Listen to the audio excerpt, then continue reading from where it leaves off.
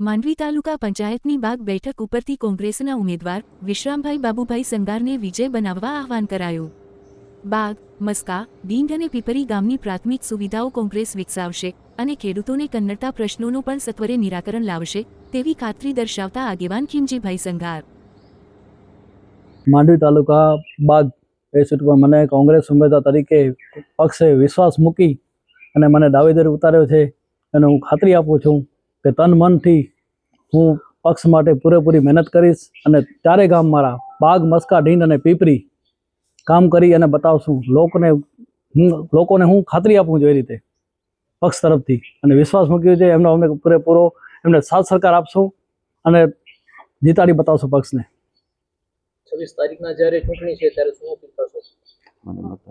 મને મત આપીને વિજય બનાવજો એવી મારી નમ્ર અપીલ છે। મારું નામ ખીમજીભાઈ સંઘાર, પીપરી ગામના અમે રહેવાસી છીએ અને આ મારા ઉમેદવાર છે પીપરી ભાગ 2 નંબર સીટના।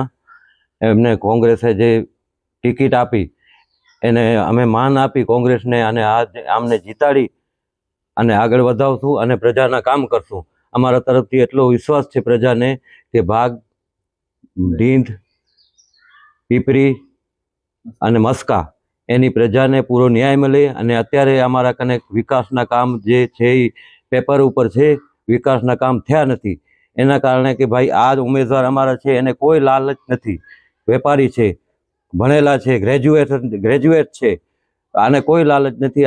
અમારી વાતું કરતા નથી આવડતું, કામ કરતા આવડે છે, કામ કરી અને બતાવશું। અત્યારે ભાગમાં કેવી પરિસ્થિતિ છે, બસ સ્ટેશન નથી અને મસ્કામાં ગટર લાઈન લીકેજ છે, કેટલા મચ્છર અને ગંદકીની બાસ આવે છે એવી જ પરિસ્થિતિ બિદડાની ગટર લાઈનની છે સ્વામિનારાયણ આપણે લક્ષ્મીનારાયણ મંદિરની સામે। એ પણ અમે પહેલું કામ એ કરશું। આરોગ્ય, શિક્ષણ અને પીપરીમાં લગભગ 14 વર્ષ ત્યાં એસટી બંધ છે, 14 વર્ષ ત્યાં એસટી બંધ છે। અમારે તો શિક્ષણ તો અમારી ગામમાં છે પણ ઉચ્ચ શિક્ષણ માટે અમારે જવું હોય કદાચ કોલેજમાં છોકરીઓને તો એના માટે અમે સ્કૂટી ઉપર મૂકી શકતા નથી, એસટીની કોઈ પણ સુવિધા નથી અત્યારે અને પ્રાઇવેટ વાનમાં મૂકવો એ પણ અત્યારની કોઈ જોગવાઈ નથી। એટલા માટે અમે પહેલાં એસટી ચાલુ કરશું, શિક્ષણમાં પ્રાયોરિટી દઈશું, આરોગ્યમાં પ્રાયોરિટી દઈશું અને અમને જીતાડશે। અમારે કોઈ વાદ વિવાદ નથી, અમારે જીતાડશે 4 ગામડિયા તો 4 ગામડિયાનું અમે તન મનથી કામ કરશું અને આગળ જે આપ મત આપશો અમને જંગી બહુમતીથી મારા ભાઈ વિશ્રામભાઈને જીતાવો। હું કોંગ્રેસમાં લગભગ 25 વર્ષથી જોડાયેલો છું અને સારા અમે કામ કર્યા છે ને અમારે કોઈ લાલચ નથી, અમારો બધા રોજગારવાળા છીએ અને આ વિશ્રામભાઈ છે એનું વેપારનું કામ છે અને રોજગારમાં વિશ્રામભાઈ લગભગ અત્યારે ઓછામાં ઓછા 50 જણાને રોજગાર આપે છે। ખાસ આપના મતદારો જે છે આપની 4 ગામની બેઠકના એમને શું અપીલ કરશો? મતદારોને અમે એવી અપીલ કરશું કે અમારા ઉપર, અમારી છબી ઉપર તમે વિશ્વાસ કરીને મત આપજો। અમને તમને કામમાં ક્યાંય નિરાશ થવા નહીં દઈએ, જેટલો બની શકે એટલો કામમાં અમે પ્રાયોરિટી આપશું, તમારું કામ કરશું। તમારો ગમે ત્યારે ફોન આવશે, ફોન સાંભળવામાં આવશે અને કોઈ પણ જાતનું અમારે વાદ વિવાદ નથી। અમારી પ્રજા લોકશાહીનું હિત છે, આ લોકશાહીનું પ્રવાહ છે, આ કોઈ પણ અમે વાદ વિવાદ વગર કામ કરશું। કેવો મૂડ છે મતદારોનો આ બેઠકો ઉપર? મતદારોનું સાહેબ આપ જાણો છો કેવો મૂડ છે, તમે ગામો ગામ જતા હશો અને અત્યારે તમે પીપરીમાંથી આવતા હતા તમને કાંઈ ખબર ન પડી? પીપરીના 4 રસ્તેથી તમે બિદડા બાજુ આવો તો ઓછેમાં ઓછે 10 મિનિટ બિદડા જતા લાગે છે, એવો રોડ ખરાબ થઈ ગયો છે। આ 2 મહિનામાં રોડ નહીં થાય તો અમારે વરસાદ આવશે ને તો બિદડા અને પીપરી જવા માટે અમે લોક થઈ જઈએ છીએ 4-4, 5-5 કલાક। અત્યારે તમે જોઈને આવ્યા હશો, જરાક ફોટો પાડતા જજો અને વિડીયો બનાવતા જજો રોડ કેવો છે, કારણ કે બધું વાતું નથી કરવું, કામ કરવો છે। અમારે કામની જરૂર છે, વાતું કરવાની જરૂર નથી। નકશામાં ફેરફાર થઈ ગયો છે, નકશા એકના બીજા અને બીજાના ત્રીજા એવી રીતે થઈ ગયા છે અને તંત્ર કોઈ જવાબદારી લેવા આવતો નથી। એ સુધારી કોણ શકે? તંત્ર સુધારી શકે। અમારે ધક્કા ખાવા પડે, માંડવીના ખેડૂત કોઈ ધક્કો ખાઈ શકે કે ન ખાઈ શકે? આપણે કેને ચૂંટતા હોઈએ જે આપણી સમસ્યાઓ લઈને ત્યાં જતા હોય તંત્રમાં, એવો કોઈ અમારા કને બાંયધરી લેવા આજ દિવસ સુધી આવ્યો નથી। જે જાઓ તો જાઓ માંડવીથી જવાબ ના આવે।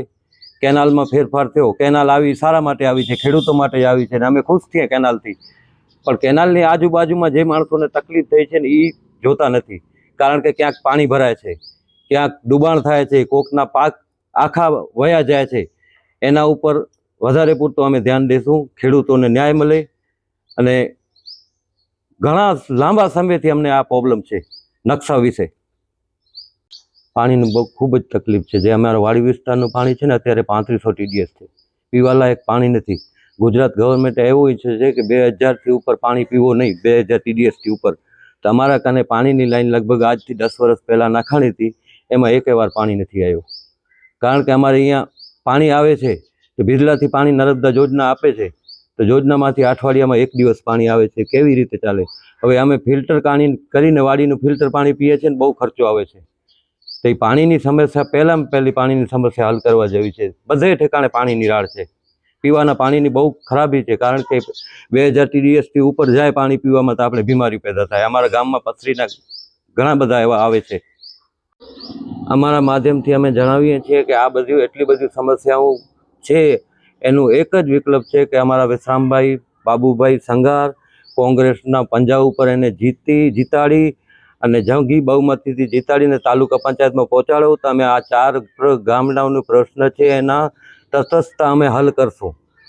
વહેલી તકે પાણીની સુવિધા, શિક્ષણની, બસની આપના મતથી જ થઈ શકશે, બાકી આ શક્ય નથી. વિકાસના દાવા તો ઘણા વર્ષોથી થાય છે પણ થયા નથી, જમીન ઉપર નથી, ઉપર છે.